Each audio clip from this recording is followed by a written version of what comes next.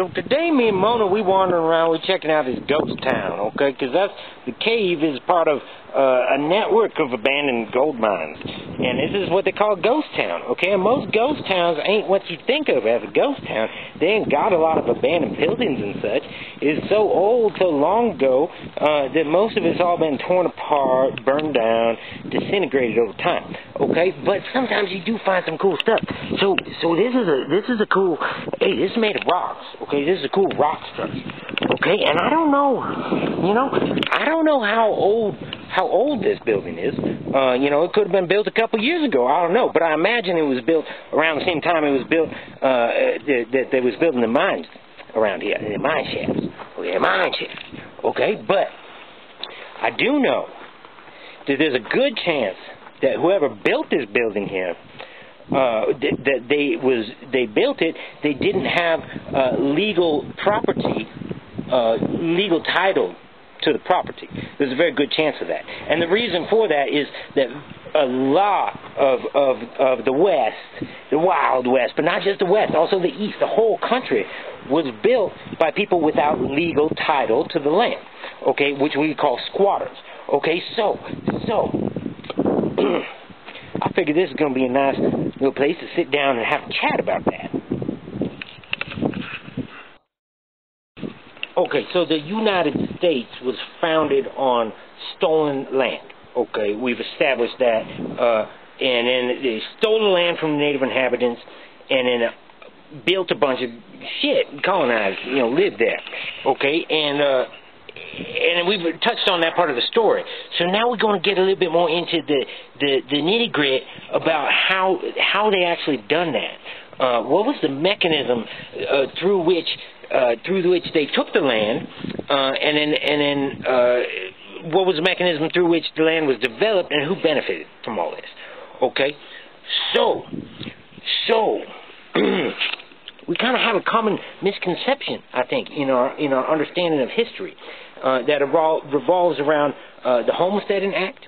That happened in 1863, I believe, and we know about that. That's part of the ethos of American society is that, oh yeah, this is how we've done it. We said anybody who goes out there gets them 160 acres at first, is what they say, as long as they develop it and make a little homestead, okay? And then they changed it to 80 acres a little bit later. But that's true, that happened. And a lot of people got land and built houses that way. Okay, but 1863, that's like halfway through the history of our nation. Okay, and even after the Homestead Act is more complicated than that. Okay, in a lot of places, in a lot of circumstances, because a lot of the land was actually built and developed in the United States, both in the West, where we're talking Wild West, but also in the East. Okay, and the whole country. A lot of it was built by people without title to land, without legal ownership of the land. Okay, so here's how the United States started to do it. Okay, the United States they started acquiring quite a bit of property through things like the Louisiana Purchase, or there was others. And for the most part, what the United States does is they say, all this is our land, and we're going to sell it to the people. Okay, we're going to sell it to pieces, okay? But actually, for most of the time, they're not selling it in little pieces. Okay, they're selling it in big pieces. Okay, and these big pieces, the only people that can afford them are kind of investors. Okay, so from the beginning, we have a system where is big investors are getting these big land tracts, okay, and then they are turning around, and the idea, this is how it was supposed to be formulated at the time. The idea was to that those big investors, they would flip that property and they would sell it to the settlers, okay, in little parcels. Okay, the U.S. government saying, oh no, we're too busy to do that. We'll sell it to these middlemen, and we'll just kind of assume that they'll do it responsibly and equitably and not being mean. Okay, but here's a big catch. Okay, here's a big catch. A lot of these there's a lot of big catches, but here's a real big catch. A lot of these places that they're selling all these big land tracts to, there's people already living there. Okay, and the native people, okay, but we talked about that, how they got rid of them, but also a lot of white people, settlers, that had moved onto the frontier and had built themselves little cabins, little cabins and little homesteads, little farms, okay? And then all of a sudden there's these proprietors from the east. And they only have these property auctions, by the way, it's big, when they sell off the big tracts of land, they only have them in the East Coast, okay? So the people in the West, they can't even if they had a whole bunch of money, they wouldn't even be able to go bid on them, on their own homes, okay? So, people are not happy about this. When the proprietor shows up and says, hey, you're a homestead, and some of these people have been here for generations. Okay, we got in Maine, the whole state of Maine. Okay, before it was the state of Maine, it was still part of Massachusetts. But the whole state of Maine gets owned by 4 people. Okay, just 4 people own all of Maine. Okay, but they go up there, and there's already a ton of people. There's little settlements, there's villages, houses, and then these 4 people show up saying, that's ours. Give us to this. Okay, and that happened all over. Okay, a lot in the West, a lot in, and let this be said too, because we preface our whole preface of talking about squatting rocks is that not all squatting actions are good squatting actions. Okay, because there was a lot of actually squatters in this period were also contributing hugely to the aggression against Native people. Because a lot of times, there's a lot of instances where the U.S. government said, okay, this is your reservation, Native people, get over there. Okay, and then the Native people over there, but then white people that don't have legal access, they're not supposed to. There's actually laws against it. The government saying, no, you're not allowed to move into Native land. But the squatters, they're saying, hey, we move where we want. I'm going to build me a little homestead. Okay, so they do that, and then that, either becomes a point of conflict where Native people start fighting and saying, no, this is, you ain't supposed to be here, and they burning them out, they killing them. Okay, and then the U.S. government comes in and say, hey, we know those guys broke the law, but now you're messing with our boys. Okay, now you're messing with our team. So, bang, you dead and you off this reservation too. Okay, so that's what they're doing to the Native people. Okay, so not all squatting actions is good squatting actions, right? But not all squatting actions is bad squatting actions. And a lot of these people, they're also just born here to this continent, and they're squatting the frontier, going and homesteading was seen as one of your only options for making something for yourself. Okay, so a lot of these people are poor. Okay, and they're just trying to build them a little farmstead. Okay, and sometimes they're doing it on native ground, and sometimes they're doing it on government ground, and sometimes they're doing it on private property. Okay, and then so this creates a century of conflict, both in housing and people losing and sometimes obtaining their housing through adverse possession laws, which we gonna get into that in another episode.